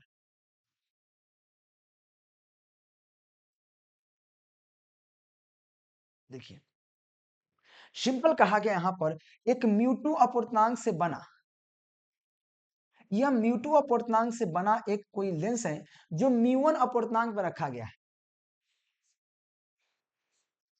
देखिए यहां पर जो क्वेश्चन कह रहा है वही मैं समझा रहा हूं। क्वेश्चन कहा गया है कि यहाँ पे म्यू2 अपवर्तनांक वाले पदार्थ से बने एक उत्तल लेंस म्यू1 अपवर्तनांक वाले माध्यम में रखा गया है। यानी कि यह लेंस जो है यह म्यू2 का बना हुआ है, म्यू2 अपवर्तनांक से बना हुआ है और म्यू1 में क्या रखा हुआ है, म्यू1 में इसको रख दिया गया है। ये म्यू1 पदार्थ में रख दिया गया है, जो आपको यहाँ पर दिखाया गया है। ये म्यू2 का बना हुआ है, यहाँ पे 2 होना चाहिए। ये म्यू2 का बना हुआ है और म्यू1 अपवर्तनांक वाली अपवर्तनांक के माध्यम में इसको रख दिया गया है। ठीक है, रख दिए। चलिए आगे चलते हैं। आगे कहता है मान लिया कि लेंस के आप यहाँ पे अपवर्तक सतह ए बी सी है। लेंस का जो अपवर्तक सतह है वो ए बी सी है। चलिए देखते हैं। अपवर्तक सतह मतलब यह है, यानी कि यह आपका ए है, यह आपका बी है और यह आपका सी है, यानी कि अपवर्तक सतह आपका एबीसी है। ठीक है ना। चलिए, क्या कहता है, अपवर्तक सतह एबीसी है तथा एडीसी है। एडीसी का मतलब हुआ आपको दो अपवर्तक सतह, क्योंकि लेंस में दो सतह होते हैं, दो सतह होते हैं, एक इधर वाला एक उधर वाला। तो एडीसी है, एडीसी है। एक एबीसी है, एडीसी है, दो सतह होता है। ठीक है, आगे चलिए। अरे यार आगे बढ़ गए हम। चलिए, ये इतना हो गया। एडीसी से घिरा हुआ है, से घिरा हुआ है, जिसका वक्रता त्रिज्या R1 तथा R2 है और तथा वक्रता केंद्र C1 तथा C2 है। जिसकी वक्रता त्रिज्या और वक्रता केंद्र R2 और R3 कैसे है देखिए, समझिए। आपको समझिएगा, लेंस जो होता है, लेंस में दो वक्रता केंद्र और दो वक्रता त्रिज्या होता है। मान ले इसकी वक्रता के आपका वक्रता केंद्र C1 है और यहाँ पर वक्रता केंद्र C2 है। ठीक है, C2 है। तो आपको पता होगा कि दो वक्रता केंद्र है तो दो वक्रता त्रिज्या होगा, क्योंकि लेंस के दो वक्रता होता है, दो वक्रता केंद्र होता है। तो सिंपल कहा गया यहाँ पर, आप मान लेते हैं कि जिसकी वक्रता त्रिज्या R1 तथा R2 और वक्रता केंद्र C1 तथा C2 है। ठीक है, चलिए अब देखो यहाँ पर पहले C1 पहले होता है ना, यह आपका C1 होगा, C1 पहले होता है, प्लस तरफ ये प्लस में है, ये माइनस में रहता है C2। ठीक है, तो यहां से आपको यहाँ पे आपका क्या होता है, यहां से यहां तक की दूरी जो होगा, यहां से यहां तक की दूरी, ये R1 कहलाएगा, यानी वक्रता त्रिज्या R1, या R1 हो गया। ठीक है, और यहां से यहां तक की दूरी जो होगा R2 कहलाएगा, है कि नहीं। जो आपको यहाँ पर समझाया गया है सेम टू सेम है। देखो यहाँ से C1 है, C2 है, यहां से यहां तक यह प्रधान अक्ष होता है, प्रधान अक्ष यानी कि ध्रुव होता है, ध्रुव से मापी जाती है सभी दूरी। तो यहां से यहां तक की दूरी, यहां से यहां तक की दूरी जो होगा, यहां से यहां तक की दूरी क्या होगा, R2 होगा, यानी कि त्रिज्या 2 होगा, और यहाँ पे यहां से यहां तक की दूरी त्रिज्या 1 होगा। चलिए, यहां तक समझ में आ गया। अब देखिए कहा गया है अब अपवर्तक सतह ABC द्वारा क्या है, अपवर्तक सतह ABC के द्वारा अपवर्तन। सबसे पहले इसमें दो अपवर्तन सतह है, आपको पता है। एक तो आपका ABC है, यह अपवर्तक सतह के रूप में कार्य है। भाई एगो तो देखो लेंस है, इसमें एक यह होता है, एक यह होता है, तो एक अपवर्तक सतह है, एक दूसरा का अपवर्तक सतह है कि नहीं। तो पहले अपवर्तक सतह A की बात कर लेते हैं। तो कहा गया अपवर्तक सतह ABC द्वारा अपवर्तन। पहले अपवर्तक सतह जो ABC है, इसके माध्यम जो यहाँ आपका है, यह AB है, यह आपका B है और यह आपका C है, इसके माध्यम से अपवर्तन कैसे होगा। और आपको पता है यह आपका C2 है, C2 है, यह आपका C1 है। चलिए आगे देखते हैं। अब कहा गया अपवर्तन क्या होगा। यह अपवर्तन के लिए आपको सूत्र दिया जाता है, सूत्र आपको पहले ही प्रूव कर दिया जाता है। और यह सूत्र जो होता है आपको बनाया जाता है ऑलरेडी, और यह सूत्र को भी साबित किया जाता है। आपको यह सूत्रवा तो नहीं, लेकिन यह सूत्रवा को साबित करने के लिए आपको एग्जाम में आएगा, जो आपको बताएंगे, ठीक है ना। अपवर्तक सतह के लिए यह दोनों सूत्र को ऑलरेडी साबित करके लाया जाता है। अगर इसको यह सूत्र कैसे आया, इसको अगर आपको जानना है तो पूरे आपको ये थ्योरी पढ़ना पड़ेगा। इसके लिए अपवर्तक सतह यह भाई क्या पढ़ना पड़ेगा, यह क्या है, उत्तल लेंस है। उत्तल लेंस के लिए अपवर्तक सतह के लिए सूत्र प्राप्त करिए, और सूत्र प्राप्त कीजिएगा ना, आपको मैं एक क्वेश्चन बताता हूं, देखो हम एक क्वेश्चन बताता हूं।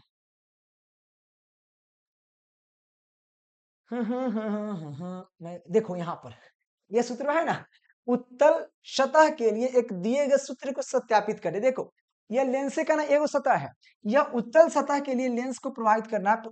देखो यही ना है, ये है, यहाँ P मान लिए हम इसको, और यहाँ पर X मान लिए थे, यही ना है। तो यह उत्तल सतह के लिए है, और जब यही एक और इसमें जुड़ेगा तो क्या हो जाएगा, अवतल सतह के लिए हो जाएगा।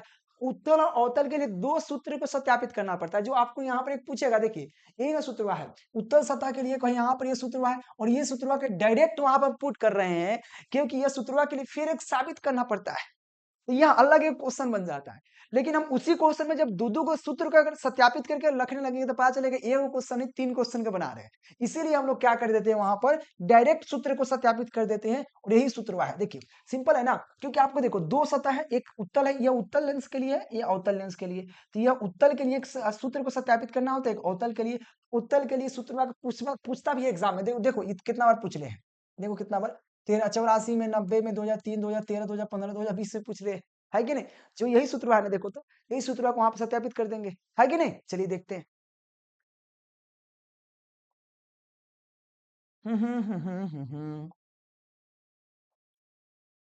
देखिए तो सबसे पहले ए बी सी की बात की जा रही है, तो ए बी सी के लिए एक सूत्र दिया जाता है, और सूत्र यहाँ पे है माइनस, देखो mu two upon V one, या डायरेक्ट हम लिख सकते हैं यहाँ पे minus mu one upon V plus mu two upon V one equal to V two minus sorry mu two minus mu one upon R one.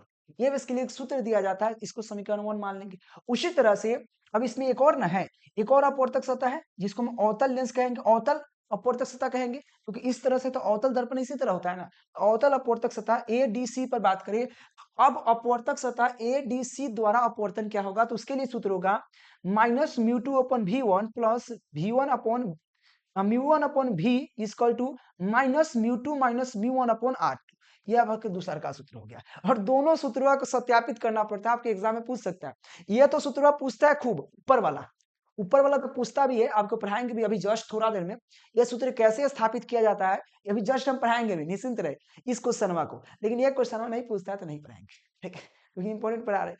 ये दो सूत्र को सत्यापित करने के लिए, हाँ जो थ्योरी पढ़ेगा, जो न्यू बैच स्टार्ट भी हो चुका है, न्यू बैच जो ज्वाइन करेगा उसको पूरे ये थ्योरी कैसे आया, ये थ्योरी कैसे है, पूरे पढ़ाएंगे, हर चीज पढ़ाएंगे उसको, ठीक है ना। अब दोनों समीकरण वन टू को क्या करेंगे, हम लोग जोड़ देंगे। समीकरण वन और टू को जोड़ेंगे तो क्या लिखेंगे, adding equation one and two, यानी कि मतलब दोनों समीकरण को जोड़ने पर क्या होगा मेरे प्यारे बच्चों, समीकरण वन में minus mu one upon U plus mu two upon V one हो गया, ये हो गया। देखिए आपको समझ में आएगा, यह जो आपका यहां से यहां तक पोर्शन का है, यह समीकरण वन का है, यह आपका पोर्शन जो है समीकरण टू का है। समीकरण टू में आप बोलोगे सर जोड़ रहे हैं, बीच माइनस क्या है, क्योंकि यह ऑलरेडी इसमें एक माइनस दिया गया, इसी वजह से माइनस हो गया है, ठीक है। चलिए आगे चलेंगे, तो यह आपका समीकरण वन का है, जो आपको यहाँ पे लिखा हुआ है, ठीक है। अब कहोगे सर जोड़ रहे हैं फिर माइनस क्या, क्योंकि ऑलरेडी यहाँ पे माइनस थे, माइनस प्लस क्या होगा, माइनस हो जाएगा, इसलिए इतना हो गया। अब जोड़ेंगे तो सिंपल आप देखिए क्या होने वाला है। अब क्या करेंगे मेरे प्यारे बच्चों, सीधा समझने का प्रयास कीजिएगा।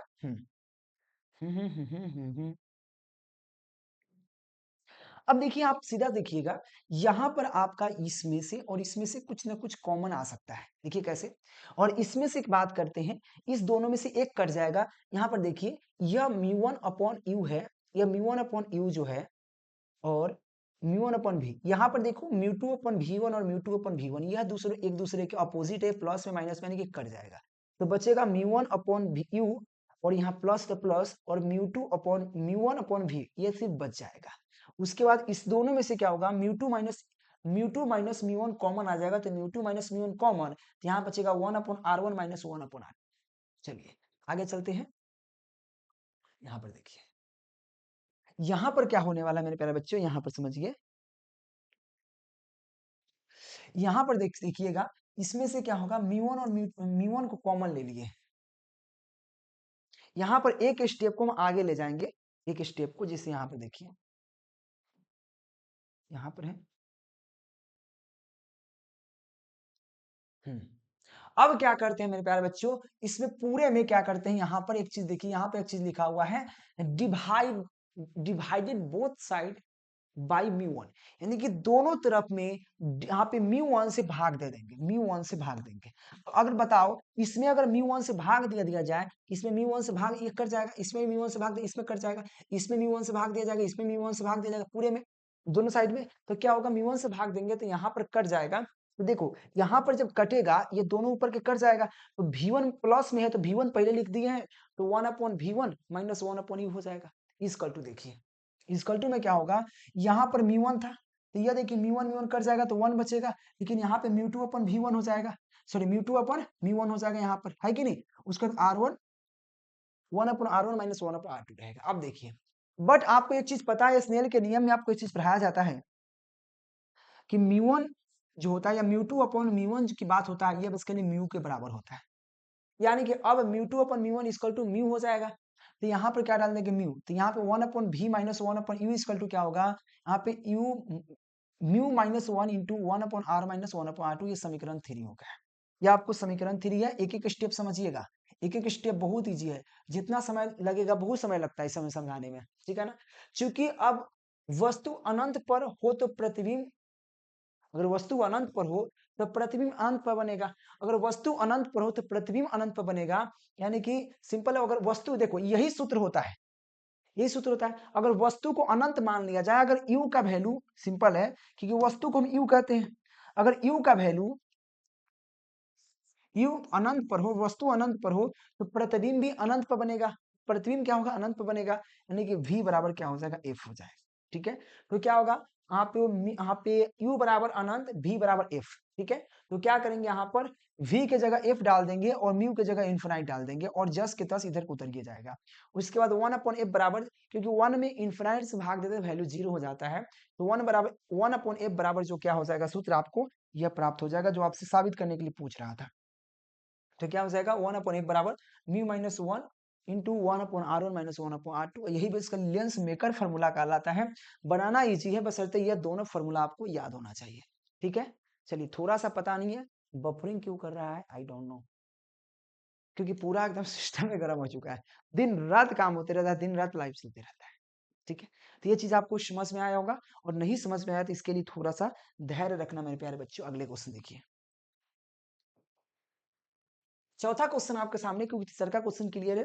चौथा क्वेश्चन आपको, हीटस्टोन ब्रिज क्या है। देखो, हीटस्टोन ब्रिज ऐसे नहीं पूछेगा, साथ में हो सकता है कि आपसे पूछ दे किरचॉफ्स के प्रथम या द्वितीय नियम, या किरचॉफ्स का नियम क्या है, साथ में फिर पूछता है कि हीटस्टोन ब्रिज लिखे।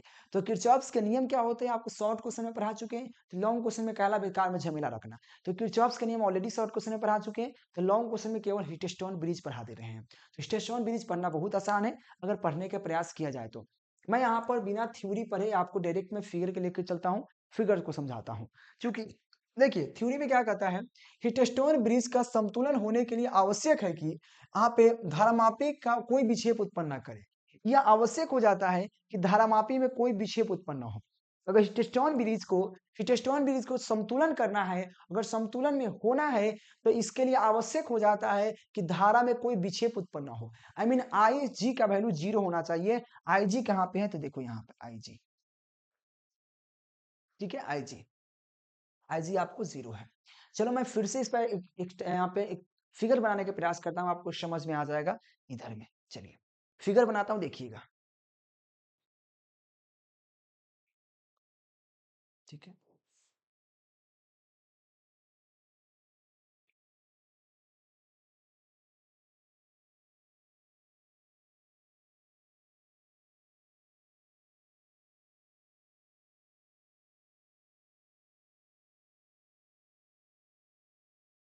ठीक है,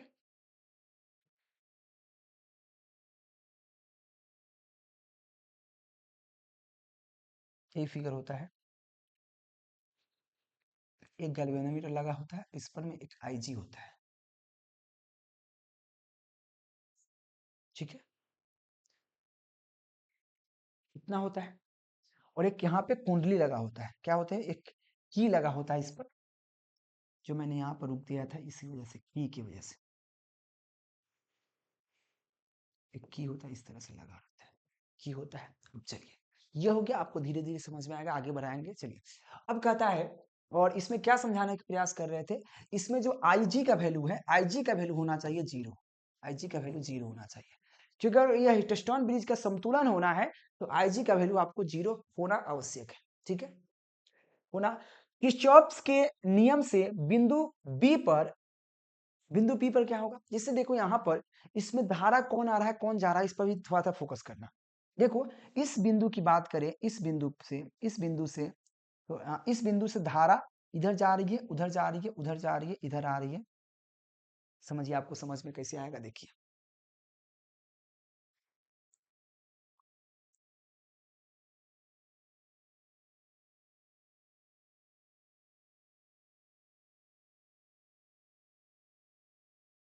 ठीक है, यह बिंदु ए है, यह बिंदु बी है, इससे धारा जा रही है, इससे भी धारा जा रही है।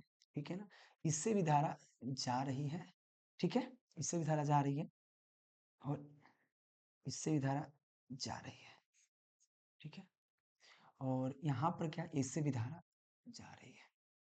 अब सीधा समझिए, अगर बिंदु बी की बात कर दी जाए तो बी बिंदु पर कौन धारा आ रहा है, कौन धारा जा रहा है, तो बिंदु बी पर कहोगे सर सिर्फ एक धारा आ रहा है, ये वाला धारा आ रहा है, ये धारा आ रहा है, और दो गो धारा जा रहा है, जो यहाँ पर दिखा गया है। देखिए, अगर बिंदु बी की बात की जाए, ये बिंदु बी है, और एक और चीज नामाकरण भी कर सकते हो यहाँ पे, I1 I2 I3 I4, मैं नामाकरण भी कर देता हूँ यहाँ पर। ठीक है ना, यह आपका I1 है, यह आपका I2 है, यह आपका I3 है, यह आपका I4 है। ठीक है, अब बताइए कौन सा धारा आ रहा है, कौन धारा जा रहा है। इस बिंदु बी पर कहोगे सर धारा आई आ रहा है, यानी कि आई बराबर क्या होगा, धारा आई बराबर जो होगा आई जी प्लस आई थ्री होगा, आई जी प्लस आई थ्री होगा, क्योंकि किरचॉफ्स का नियम क्या कहता है, प्रथम नियम, आने वाला धाराओं का योग जाने वाला धाराओं का योग के बराबर, यानी कि आयु, ये धारा आ रहा है, इस बिंदु पर कौन धारा आ रहा है, देखो यह सिर्फ आई जा रहा है, और आई उस पर बिंदु पर जा रहा है, बिंदु से पास कौन हो रहा है, आई थ्री पास हो रहा है, आई जी पास हो रहा है, तो आई जी प्लस आई थ्री होगा। लेकिन आपको IG का वैल्यू ऑलरेडी कहा गया है, विक्षेप में 0 होना चाहिए, यानी कि I का वैल्यू जो होगा, I के बराबर वैल्यू जो होगा I3 के बराबर होगा। तो I1 का वैल्यू ना, I1 का, I1 ये I1 है, I1 का वैल्यू जो होगा I3 के बराबर होगा, क्योंकि आपको पता है IG का वैल्यू ऑलरेडी 0 है। ठीक है नहीं, तो यहाँ पर क्या होगा मेरे प्यारे बच्चों, वही चीज समझाया गया कि किरचॉफ्स के बिंदु यहाँ पे नियम से बिंदु बी पर जो होगा I1 जो होगा I3 प्लस IG, और IG का वैल्यू ऑलरेडी 0 है, इसलिए I1 जो होगा I3 के बराबर होगा, और यही चीज यहाँ पे लिखा गया है। क्या होगा मेरे प्यारे बच्चों, I1 जो होगा I3 के बराबर होगा, ये चीज आप ध्यान रखना। चलिए, आगे बढ़ने के प्रयास किया जाए तो I1 जो होगा I3 के बराबर होगा।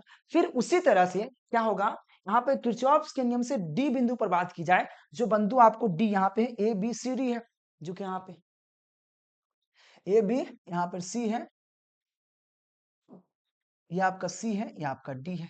ठीक है ना, बिंदु डी की बात की जाए तो बिंदु डी पर दो धारा आ रही है, एक धारा तो आपको I2 आ रही है और IG आ रही है। देखो, ये धारा आ रही है, यहाँ पर देखो ये धारा आ रही है, ये भी धारा आ रही है, और एक धारा जा रही है। आई मीन बिंदु डी पर क्या होगा, बिंदु डी की बात की जाए तो I2 जो होगा I2 प्लस IG, किसके बराबर होगा? क्योंकि धारा जितना आता है, जितना जाता है बराबर होता है। दुग धारा है उसका योग जाने वाला धारा के योग के बराबर, यानी कि I4 के बराबर, सॉरी I4 ना, I4 है कि नहीं? अब बता Ig का वैल्यू ऑलरेडी 0 है, तो क्या होगा? I2 जो होगा, I2 जो होगा I4 के बराबर होगा, है कि नहीं? I4 के बराबर होगा। जो यहाँ पे सेम चीज यही कहा गया, देखिए क्या होगा? I2 plus Ig equal to I4, I mean Ig का वैल्यू 0 है तो I2 जो होगा I4 के बराबर होगा। यही तो कहा गया, जो आपसे मैं समझा रहा हूं। और यही समीकरण 2 हो गया, ये समीकरण 1 हो गया था, है कि नहीं?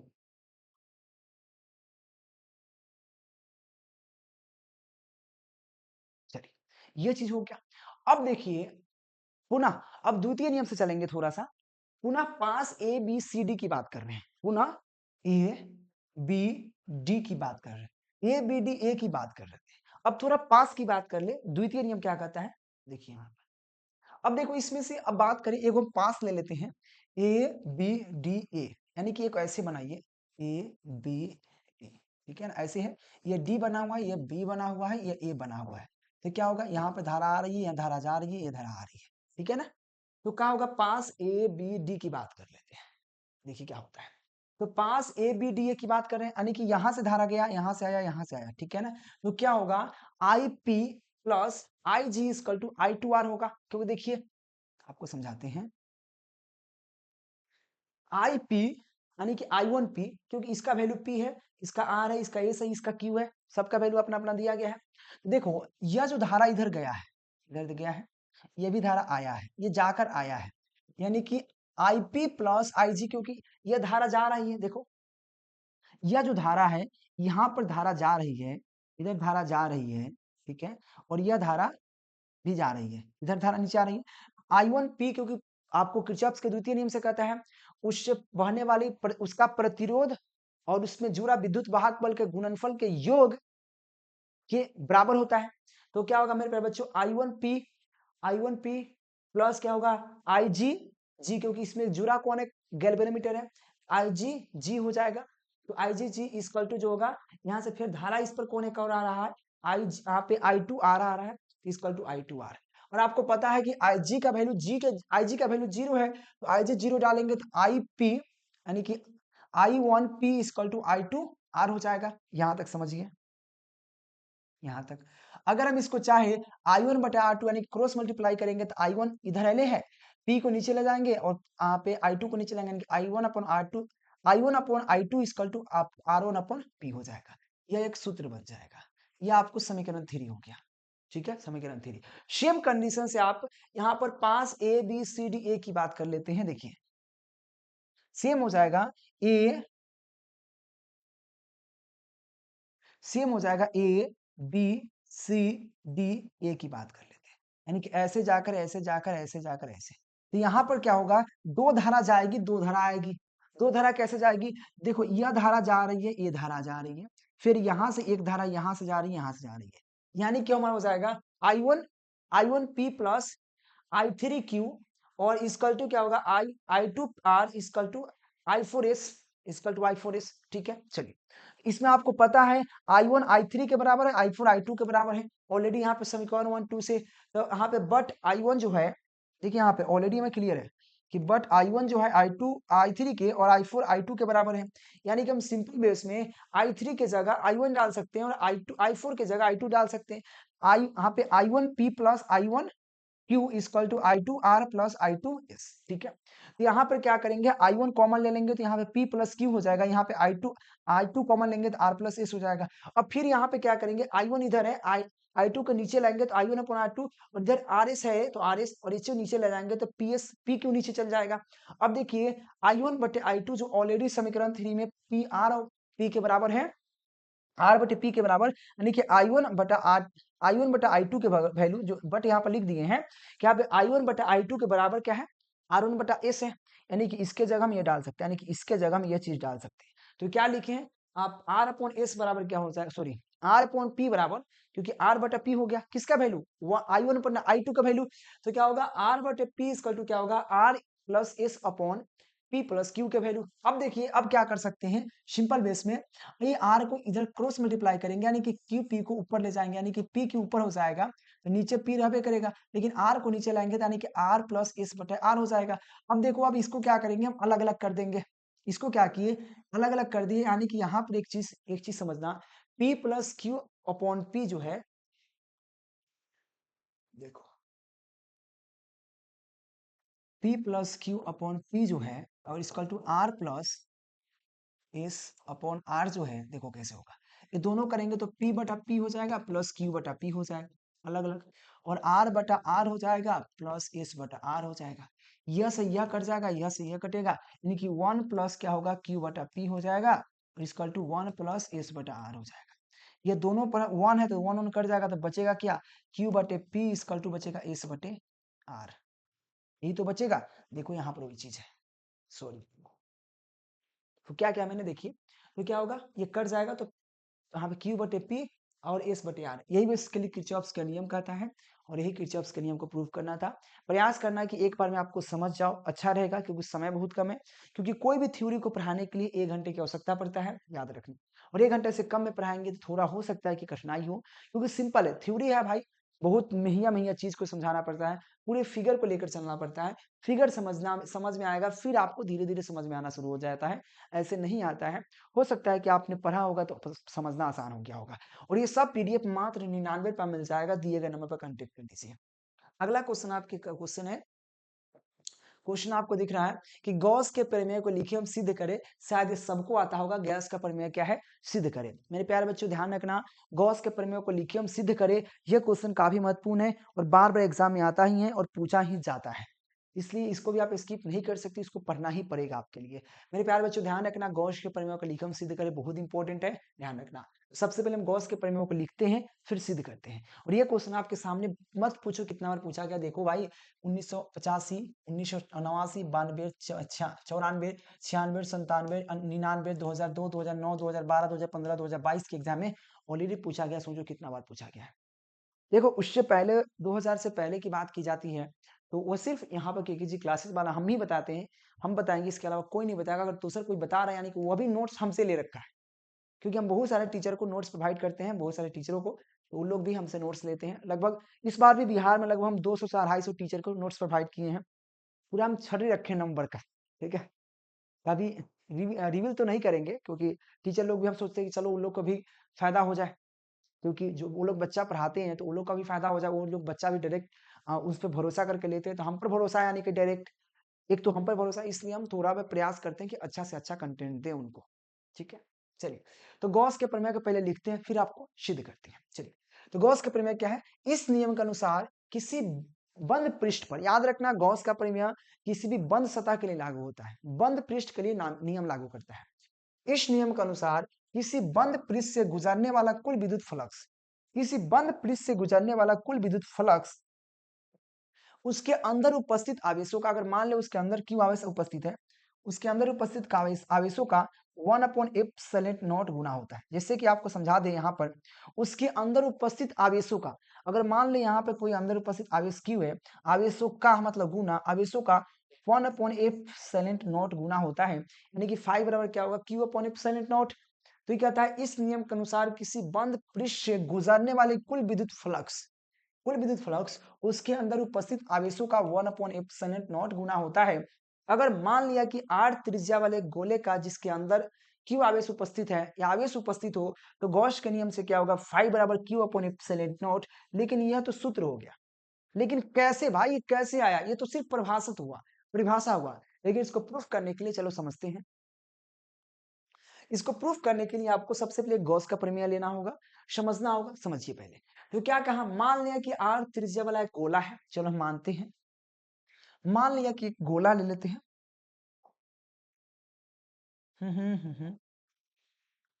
ठीक है ना, मान लिया कि यह r त्रिज्या का एक गोला है, r त्रिज्या का एक गोला है, ठीक है। इसके अंदर कोई q आवेश उपस्थित है, q आवेश उपस्थित है, q आवेश उपस्थित है। चलिए देखते हैं, धीरे धीरे समझ में आएगा सब। देखिए मान लिया कि r त्रिज्या वाला एक गोला है जिसके अंदर q आवेश उपस्थित है, छोटा q है, ठीक है। मान लिया कि गोले के बाहर बिंदु P स्थित है, मान लें कि गोले के बाहर कोई बिंदु P स्थित है, इस गोले के बाहर कोई बिंदु P स्थित है, P स्थित है, बिंदु P स्थित है। अब P स्थित है और P पर Q आवेश के कारण विद्युत क्षेत्र की तीव्रता होगा। तो P पर क्या होगा, P की मान पर उस पर विद्युत क्षेत्र की तीव्रता क्या हो जाता है, सिंपल बेस में प्यारे बच्चों, सिंपल है। अगर इस Q से अगर P की बात करें, इस पर विद्युत क्षेत्र की तीव्रता E बराबर जो हो जाता है सिंपल में 1/4 pi epsilon not Q upon R square. यह बेसिकली सूत्र दे दिया जाता है ऑलरेडी। और ये भाई E कैसे आ गया, ये ऑलरेडी पहले ही प्रूफ करके बता दिया था विद्युत क्षेत्र क्या है। और विद्युत क्षेत्र किसी बिंदु आवेश के लिए, या बिंदु आवेश है, दो बिंदु आवेश है ना, इसके बीच में विद्युत क्षेत्र कितने होंगे, तो यह होगा 1/4 pi epsilon Q upon R। ये समीकरण 1 मान लेते हैं जो आपको इसमें दिया होगा, देखो यहाँ पे। तो क्या होगा, विद्युत क्षेत्र की तीव्रता E बराबर 1/4 pi epsilon Q upon R है कि नहीं, समीकरण 1 दे देंगे। अब देखिए आगे चलते हैं। देखो अब सतह को अल्प सूक्ष्म आवेश पर विचार किया जाए। अल्प मतलब बहुत कम दूरी की बात करते हैं, जैसे कि यहाँ पर बहुत छोटी सी दूरी की बात करते हैं। ये इतनी सी दूरी में कितना आवेश होगा, इसका क्षेत्रफल मान लेते हैं ds होगा, इसके क्षेत्रफल को ds मान लेते हैं, है कि नहीं। अब देखिए वही कहता है कि अब सतह पर अल्प सूक्ष्म आवेश पर विचार किया जाए जिसके लिए क्षेत्रफल सदिश ds और विद्युत क्षेत्र E हो, तो क्या होगा, विद्युत फ्लक्स का होगा। विद्युत फ्लक्स क्या होगा, d phi equal to E होगा, d phi equal to ds होगा। देखिए विद्युत फ्लक्स की बात करते हैं यहाँ पर, तो क्या होगा, फाई बराबर क्या होगा, फाई बराबर यहाँ पे फाई बराबर ई इंटू इसके क्षेत्रफल यानी कि ds, यानी कि छोटा सा, यानी कि d फाई बराबर ई इंटू ds होगा। तो क्या लिखेंगे यहाँ पे आप सिंपल में, आप डी फाई बराबर ई इंटू ds हो जाएगा। लेकिन एक चीज आपको बता दें मेरे प्यारे बच्चों, यहाँ पर डॉट है, डॉट प्रोडक्ट हटाएंगे तो कॉस्ट लगेगा, यानी कि फाई बराबर क्या हो जाएगा, यहाँ पर डायरेक्ट डॉट हटाएंगे तो कॉस्ट लगेगा, यानी कि डायरेक्ट फाई बराबर जो होगा, यानी कि यहाँ पे डी फाई बराबर जो होगा, यहाँ पे E D S cos theta हो जाएगा, कॉस थीटा, है कि नहीं। और एक बात करें, यहाँ पर गोला है और गोला के बीच का एंगल क्या होता है, 90 डिग्री होता है। आप कहीं से भी लंब खींच लो भाई, यहाँ पर कहीं से भी लंब खींच लो, इसके इसके बीच का, इसके बीच का कोण, इसके इसके बीच का कोण, इसके बीच का कोण, इसके बीच का कोण, सभी 90 डिग्री होगा, चाहे कहीं से भी खींच लो। तो क्या होगा, यहाँ पर लिखोगे बट थीटा बराबर 90 डिग्री। बट क्या होगा मेरे प्यारे बच्चों, यहाँ पे बट थीटा बराबर 90 डिग्री। और जब थीटा बराबर 90 डिग्री तो डी फाई बराबर यहाँ पे ईडीएस हो जाएगा। ईडीएस इसलिए क्योंकि यहाँ पे कॉस थीटा 90 डिग्री जब जैसे ही डलाएगा तो वहां पर कॉस 90 का वैल्यू 1 होता है, और 1 डालेंगे तो 1 ही रह जाएगा। तो क्या होगा, डी फाई बराबर क्या हो जाएगा, ईडीएस हो जाएगा। और ये बेसिकली क्या है, ये छोटे से अल्पांश के लिए विद्युत क्षेत्र हो जाएगा, ये छोटे से अल्पांश के लिए। अब क्या करेंगे, इस पर कुल विद्युत फ्लक्स की बात करते हैं, और किसी का कुल विद्युत फ्लक्स ज्ञात करना है तो उसी का इंटीग्रेशन कर दीजिए। तो हम इसका इंटीग्रेशन करेंगे तो यह integration D phi equal to क्या होगा, integration E into D S, है कि नहीं। अब देखो डी फाई अगर आपने इंटीग्रेशन पढ़ा होगा तो सिंपल पता होता है, इंटीग्रेशन डी एक्स बराबर क्या होता है, एक्स होता है। अगर इंटीग्रेशन डी थीटा है तो डायरेक्ट थीटा हो जाएगा, है कि नहीं। इंटीग्रेशन अगर डी फाई है तो फाई हो जाएगा, है कि नहीं, डायरेक्ट। तो क्या इंटीग्रेशन डी फाई है तो फाई हो गया, इक्वल टू ई क्या है, बाहर कर देंगे, डी एस अंदर रहेगा। और आपको पता है डी एस, अब देखो डी एस क्या है, डीएस मतलब होता है छोटे से अल्पांश की क्षेत्रफल है, या डीएस का मतलब होता है छोटा सा क्षेत्रफल है। और जैसे ही देखो यहाँ पर ये चीज समझने योग्य बहुत बात है कि देखो अगर यहाँ पर डीएस का मतलब हुआ एक छोटा सा अल्पांश, यानी कि इतने दूरी का क्षेत्रफल है, ये डीएस मतलब इतना दूरी का क्षेत्रफल जो भी है कि नहीं। अब कह रहा है जैसे इसमें इंटीग्रेशन लगा, यानी कि पूरे का क्षेत्रफल बताइए, और इस पूरे का क्षेत्रफल पूछ रहा है, तो भाई इसका इंटीग्रेशन याद करेंगे नहीं, अरे बेहुदा, आपको खुद पता है कि गोला का क्षेत्रफल क्या होता है, 4 पाई r² होता है। तो मैं यहाँ पे पूरे की जगह में 4 पाई r² डाल सकता हूँ, क्योंकि पूरे क्षेत्रफल की बात कर रहा है ना। क्योंकि इंटीग्रेशन का मतलब ये होता है कि भाई जितना है ना उसका पूरा के बता दीजिए। तो इसका पूरा इंटीग्रेशन इंटू डीएस, यानी कि डीएस मतलब छोटा सा, और किसकी बात कर रहे हैं, गोला की बात कर रहे हैं, और इंटीग्रेशन लगाएंगे यानी कि पूरे गोला का क्षेत्रफल की बात कर रहे हैं, तो पूरा गोला का क्षेत्रफल 4 पाई r² होता है कि नहीं।